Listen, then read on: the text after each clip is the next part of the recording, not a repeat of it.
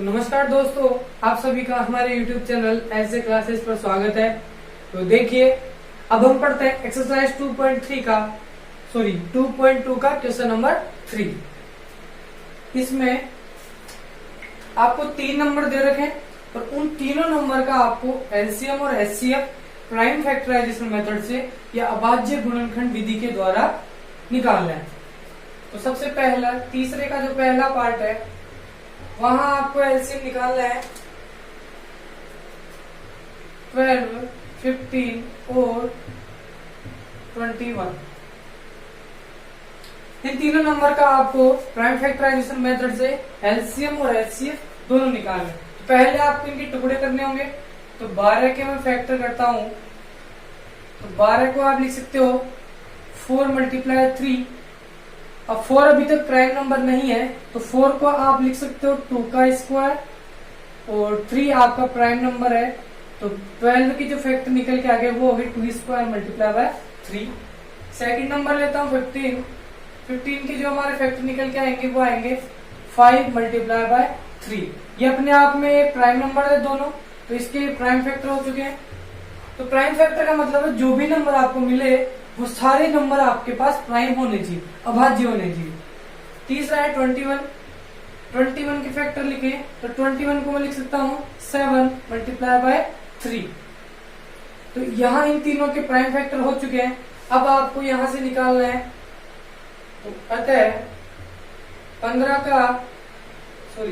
15 और 21 इन तीनों का एचसीएफ होता है। जो नंबर 2 नंबर दे रखे हो तो दोनों में से कॉमन लेना होता है।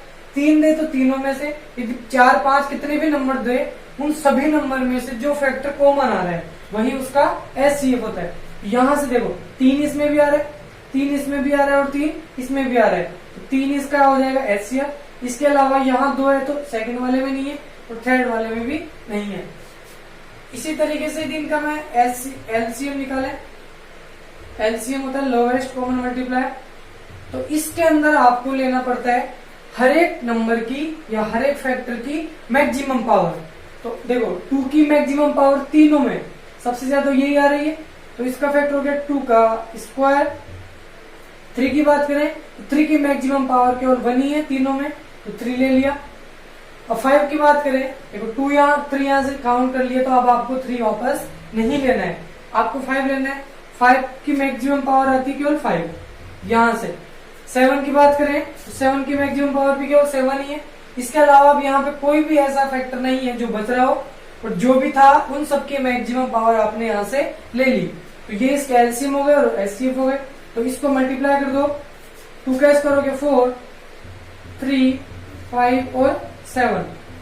देखो 4 3 से 12, 12 को 5 से मल्टीप्लाई किया तो 60 और 60 को 7 से मल्टीप्लाई किया तो 420। तो इसका एलसीएम निकल के आ गया आपके पास 420। इसी तरीके से एक और क्वेश्चन इसका सोल्व करते हैं।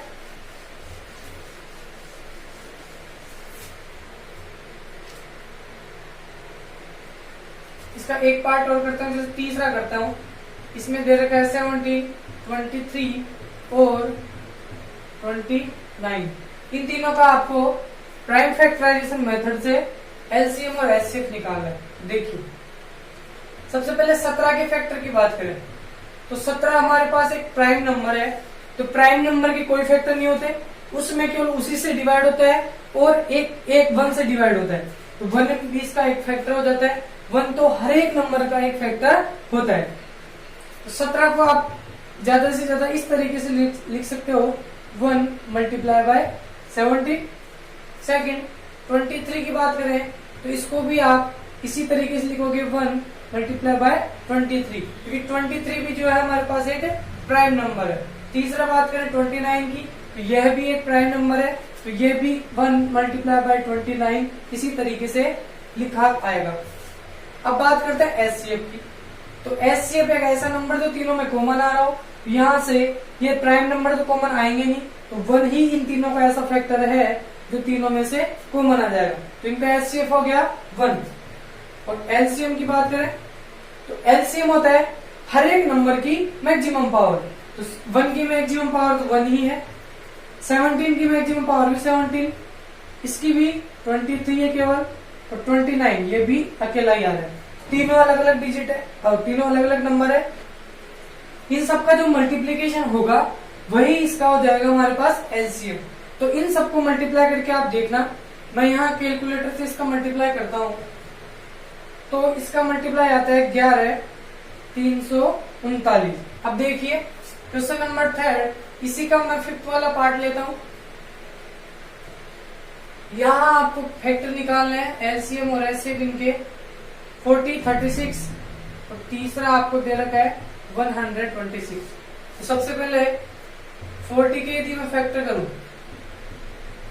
इसके गुणनखंड हमारे पास होंगे प्राइम फैक्टर, ये होंगे 8 को यदि मैं 5 से मल्टीप्लाई करता हूं तो 40 हमारे पास आ जाता है। 8 को आप लिख सकते हो 2 की पावर 3 इंटू 5। इसी तरीके से 36, इसके भी आपको प्राइम फैक्टर करना है। 36 को आप लिख सकते हो 4 मल्टीप्लाई बाय 9। 4 को तो आप लिख सकते हो 2 का स्क्वायर और 9 को आप लिख सकते हो 3 का स्क्वायर। इसी तरीके से 126, इसके भी फैक्टर की बात करते हैं तो इसको आप लिख सकते हो 63 मल्टीप्लाई बाय 2। अब 63 अभी तक प्राइम नंबर नहीं है तो इसको कैसे लिखोगे, इसको आपको लिखना पड़ेगा 7 मल्टीप्लाई बाय 9, दोनों मल्टीप्लाई बाय 63 बन रहा है। यहां से अब आपके पास आ गया 2। अब देखिए 7 प्राइम नंबर है तो ये ऐसे कैसे आ गया। 9 अभी तक प्राइम नंबर नहीं है लेकिन इसको हम लिख सकते हैं 3 का स्क्वायर मल्टीप्लाई 2 ऐसे की ऐसे। अब आपके पास इन तीनों नंबर के फैक्टर यहां से मिल चुके हैं। अब इनका आप एचसीएफ और एलसीएम निकाल सकते हो। तो अतः तीनों का जो एचसीएफ होगा वो कितना होगा देखिए। तो हर एक नंबर की जो कॉमन पार्ट है या उसकी मिनिमम पावर है किसी भी कॉमन पार्ट नंबर की, वही उसका एचसीएफ हो जाता है। तो 2 की पावर यहाँ 3 आ रहा है, 2 की पावर यहाँ 2 है, यहाँ 2 की पावर 1 है, तो मिनिमम पावर 2 की आपके पास 1 आ रही है, तो इसका एचसीएफ 2 की पावर 1 हो गया। इसी तरीके से 5 इसमें है बाकी दोनों में नहीं है, 3 इन दोनों में है तो 3 पहले वाले में नहीं है, इसका एचसीएफ केवल 2 ही होगा। अब बात करते हैं इसके एलसीएम की। एलसीएम तीनों का होगा हर एक नंबर की मैक्सिमम पावर। तो 2 की मैक्सिमम पावर आपके पास तीनों में आ रही है 2 की पावर 3। 5 की मैक्सिमम पावर केवल 5 है तो यहाँ 5 अकेला आ जाएगा। इसके बाद 2 आपने ले लिया, 3 आपने ले लिया, तो ये फैक्टर हो चुके हैं। अब आपके पास आ रहा है 7 आपके पास केवल 1 ही टाइम आ रहा है। अब सॉरी 3 आपको और लेना है, तो 3 देखो यहाँ 3 की पावर 2 मैक्सिमम है, यहाँ भी 3 की पावर 2 ही है, तो 3 की पावर आपको यहाँ लेना होगा 2, और इन सबको मल्टीप्लाई करते हैं तो आपका एलसीएम आ जाता है 2 की पावर 8 और 3 होता है 8 और 5 ऐसे कैसे, 7 भी ऐसे कैसे, 3 का स्क्वायर हो गया 9। तो देखिए इन सबको मल्टीप्लाई करते हैं कितना आता है 8 5 जा 40, 40 को 9 से मल्टीप्लाई करते हैं तो ये आ गया 36, ये 360 आ गया, और इसको 7 से मल्टीप्लाई करते हैं तो 0 2 2 5, यहां से हमारे पास आंसर आ गया 2520।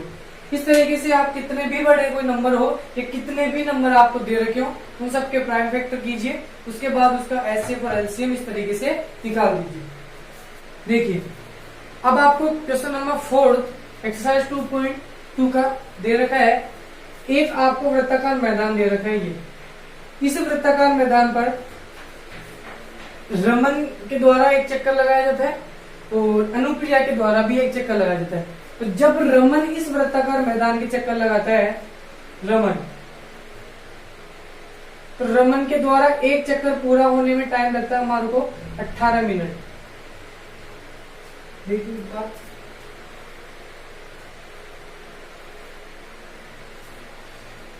और एक दूसरी लड़की है जो इस वृत्ताकार मैदान के भी पूरा चक्कर लगाती है, वो अनुप्रिया।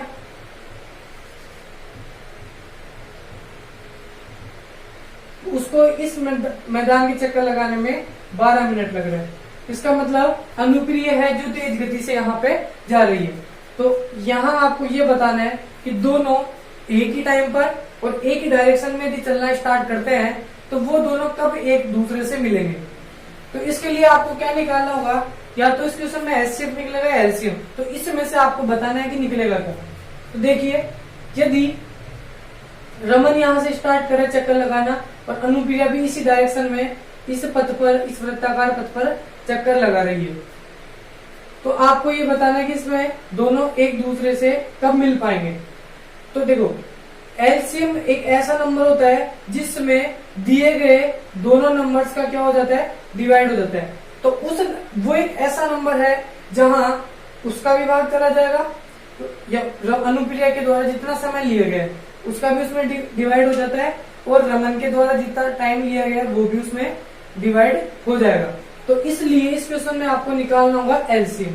एचसीएफ क्यों नहीं, एचसीएफ तो आपके पास होता है कॉमन पार्ट, तो एचसीएफ जो निकलेगा वो तो एक ऐसा कॉमन समय हो जाएगा जहां वो दोनों का जो चक्कर लगाते टाइम जो कॉमन टाइम होगा वहां आपका एचसीएफ से निकलेगा। और एलसीएम निकालने के लिए आपको एक ऐसा टाइम मिल जाएगा जहां ये दोनों आपस में एक दूसरे से मिल जाएंगे। तो देखिए, जैसे 18 और 12 के एलसीएम की बात करें तो बड़े नंबर का पार्ट है 18 दोनों 36, तो 36 इन दोनों का क्या हो गया, एलसीएम हो गया। अब देखो 36 ये मिनट में दे रखा है, तो ये 36 भी आपके टाइम मिनट में ही आया है, तो 36 मिनट पर ये दोनों आपस में मिल जाएंगे। और आपको यहाँ से पता भी लग रहा है, देखो जब रमन 18 मिनट ले रहा था तो एक चक्कर 18 मिनट में, दूसरा चक्कर 18 मिनट में, तीसरा चक्कर 18 मिनट में जैसे ही कंप्लीट हो चुका है, तो यहाँ इसके द्वारा दो ही चक्कर इसके लगेंगे, तो 18 और 18 36, तो दो चक्कर में ये 36 मिनट तक पहुंच जाएगा। अब अनुप्रिया की बात करें तो अनुप्रिया ने यहाँ से चलना स्टार्ट किया, एक चक्कर पे 12 मिनट डिस्टेंस कवर हो चुकी है, 12 मिनट में एक चक्कर कंप्लीट हो चुका है। फिर अगले 12 मिनट में दूसरा चक्कर, टोटल टाइम हो गया 24 मिनट। फिर तीसरे वाला चक्कर जैसे पूरा होगा तो ये भी 36 मिनट पे उसी जगह पे आ जाएगी जहां रमन खड़ा हुआ है। तो इस तरीके से इन दोनों का आपको लेना होगा एलसीएम। तो देखिए, रमन के द्वारा लिया गया समय, तो रमन ने जो टाइम लिया था एक चक्कर लगाने में वो ली थी 18 मिनट, और अनुप्रिया ने टाइम लिया था वो लिया था 12 मिनट। अब आपको एक ऐसा टाइम निकालना है जहां ये दोनों एक साथ मिल जाए। तो दोनों को एक साथ मिलाने के लिए आपको इस क्वेश्चन का लेना पड़ेगा एलसीएम। तो एलसीएम निकालने के लिए पहले इनके फैक्टर करने होंगे, तो 18 के फैक्टर आपको करने होंगे। 18 का फैक्टर आपके पास होता है 6 को मल्टीप्लाई कर दो 3 से, या 9 मल्टीप्लाई बाई 2, 9 को लिख सकते हो 3 का स्क्वायर और 2 का 2। इसी तरीके से 12 के फैक्टर करने होंगे। 12 के फैक्टर आप लिख सकते हो 4 मल्टीप्लाई बाई 3, 4 को लिखना है 2 का स्क्वायर और 3 का 3, जैसा हमने अभी पहले बताया था। अब दोनों का आपको निकालना है एलसीएम, क्योंकि दोनों एक जगह एलसीएम निकलेगा तभी मिलेगा। एलसीएम एक ऐसा नंबर होता है जहां उन दोनों दिए गए नंबर्स का उसमें पूरा पूरा डिवाइड हो जाए। इसका मतलब ये भी उससे आके मिल जाएगा और दूसरा वाला भी उसमें आके मिल जाएगा, इसलिए आपको यहाँ लेना होगा एलसीएम। तो एलसीएम के लिए 18 और 12, इसमें हर एक नंबर की मैक्सिमम पावर लेते हैं। 2 की मैक्सिमम पावर होगी 2 की पावर 2, 3 की मैक्सिमम पावर होगी 3 की पावर 2, दोनों में से 2 का स्क्वायर हो गया 4 और 3 का स्क्वायर हो गया 9। 9 को 4 से मल्टीप्लाई किया तो आपके पास आ गए 36 मिनट। तो ये एक ऐसा टाइम होगा जहां पर ये भी मिल जाएगा और अनुप्रिया और रमन दोनों एक जगह आकर मिल जाएंगे। तो देखिए, अब हम सॉल्व करते हैं एक्सरसाइज का क्वेश्चन नंबर 5। यहाँ आपको दे रखा है सब्जेक्ट, तो एक संगोष्ठी थी, संगोष्ठी मतलब कोई कमेटी थी या कोई मीटिंग थी जहां कोई भी एक प्रोग्राम अरेंज हुआ, उसमें पार्टिसिपेट करने वाले हिंदी के स्टूडेंट थे 60, इंग्लिश के स्टूडेंट थे 84 और मैथ के स्टूडेंट थे 108। तो इतने पार्टिसिपेटर्स उसमें प्रोग्राम में भाग लिए थे। अब इनके लिए आपको उन प्रतिभागियों को हर एक कमरे में आपको बैठाना है। तो ये से बोल रहा है कि यदि एक सब्जेक्ट के स्टूडेंट बराबर संख्या में हर एक कमरे में बैठे तो आपको बताना है कि कम से कम कितने कमरों की आवश्यकता वहां होगी। तो नंबर ऑफ स्टूडेंट, तो कमिटी बैठी थी जिसमें ये सब स्टूडेंट्स थे और उनको इस हिसाब से कमरों का अरेंजमेंट करना था। तो देखिए उन कमरों का अरेंजमेंट किस हिसाब से करेंगे। तो हिंदी के विद्यार्थी आपके पास थे 60, अंग्रेजी के थे 84 और गणित के थे 108। अब इनमें से यदि बराबर मात्रा में या बराबर संख्या में आपको हर एक स्टूडेंट्स को बैठाना है, तो बराबर का मतलब जैसे हिंदी के में यदि 4-4 स्टूडेंट बैठा रहा हूं तो अंग्रेजी के भी 4 ही बैठने चाहिए और गणित के भी 4 ही बैठने चाहिए और एक कमरे में एक सब्जेक्ट के ही विद्यार्थी बैठने चाहिए। तो देखिए इसके लिए पहले आपको क्या निकालना होगा कि ये कॉमन चीज तीनों में क्या आ रही है, और कॉमन निकालने के लिए आपको लेना पड़ता है एचसीएफ। तो पहले हम निकालेंगे तीनों का एचसीएफ। एचसीएफ से ये पता लग जाएगा कि कितने विद्यार्थी जो है वो किस हिसाब से हम बैठाए ताकि बराबर हर सब्जेक्ट के इक्वल स्टूडेंट हर कमरे में बैठ पाए। तो हर कमरे में स्टूडेंट्स को बराबर मात्रा में बैठाने के लिए, बराबर संख्या में बैठाने के लिए आपको उसका एचसीएफ निकालना होगा। तो एचसीएफ आपको निकालना है 60, 84 और 108 का। तो 60 के फैक्टर, 60 को आप लिखोगे 12 पंजी 60, 12 को आप लिख सकते हो 4 मल्टीप्लाई बाय 3 मल्टीप्लाई बाय 5, 4 को लिखोगे 2 का स्क्वायर 3 इंटू 5। इसी तरीके से 84, इसके फैक्टर आपको लेना है। इस 84 को आप लिख सकते हो 12 इंटू 7, 12 को भी आप लिखोगे 4 मल्टीप्लाई बाय 3 मल्टीप्लाई बाय 7, 4 को आप लिख सकते हो 2 का स्क्वायर और 3 इंटू 7 ऐसे गेस। तीसरा 108, इसके भी आपको निकालने फैक्टर। तो 27 को यदि 4 से मल्टीप्लाई करते हैं तो 108 आता है। 27 को आप लिख सकते हो 3 की पावर 3 और 4 को लिख सकते हो 2 का स्क्वायर। अब देखिए इन तीनों का एचसीएफ ही एचसीएफ होगा ताकि जो बराबर मात्रा में विद्यार्थी बैठेंगे उनकी संख्या आपको यहां से मिल जाएगी। तो अतः बराबर संख्या में बैठने वाले विद्यार्थी,